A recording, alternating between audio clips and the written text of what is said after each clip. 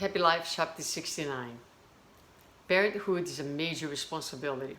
Humans are born with a destiny they themselves have forged in the past reincarnations.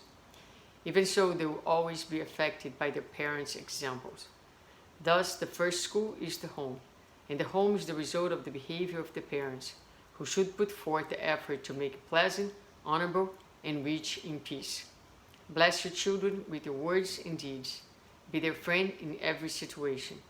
Children, like the rest of us, are from God, and you will have to answer for this loan given to you to educate.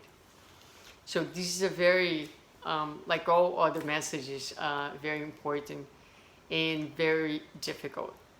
Being a parent myself, I can testify to the challenges of parenthood. But I think the most important thing for us who are spiritists is always to remember that this is a mission that has been given to us.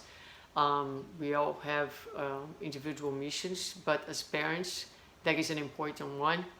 It is part of the law of fraternity that we receive all the spirits and take advantage of the first years, especially of the reincarnatory process, when the spirit tends to forget and have the past dormant in its psychic and emotional self to a great extent. It allows the spirit to be malleable and more flexible and more able to absorb new ideas. Now, it is important that we as parents seek not only to speak and to preach and to talk to children, but understand that children are constantly observing us. So if you tell your child not to scream, but you yell at your child, then it's not going to work necessarily. So the most powerful way of teaching and influencing our children is, one, to be involved in their lives, to be present in their lives as much as possible, to be able to have conversations with them and truly listen to them and be curious about their behaviors. Not only tell them what to do or not to do, but understand why are they behaving the way they are behaving, where are they coming from, what are their feelings. So having openness to talk to your children and to understand their individualities and their feelings is a very important part. But also remember that modeling is the most powerful way of teaching. This is why Jesus is such a powerful master, the most powerful master, the master himself. Why is it that his teachings were able to survive times and he remains untouchable in his glory?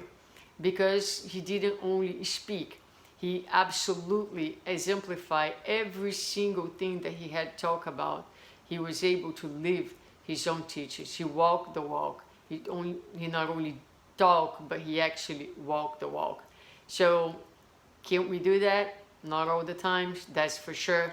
But we can also reflect on our own behavior. So parents don't need to be perfect by any means. Actually, it is important and actually helpful for our children to understand that we are not perfect. That will give them the freedom to be imperfect themselves, to be comfortable with their own humanity. But we need to acknowledge and be aware of the moments that we fail, of the moments that we have our own shortcomings. We need to be humble enough to apologize whenever necessary, to explain that our errors and our lack of control does not have to do with them. It's not their responsibility. It's our own responsibility in manage our own feelings. A lot of times parents, I included, we lose control of the situation when we feel powerless, unable to change the situation. That is one of the most challenging moments, I believe, in the life of a parent. But everything can be done with respect, with conversation, and with humility. Understanding that it is a huge mission.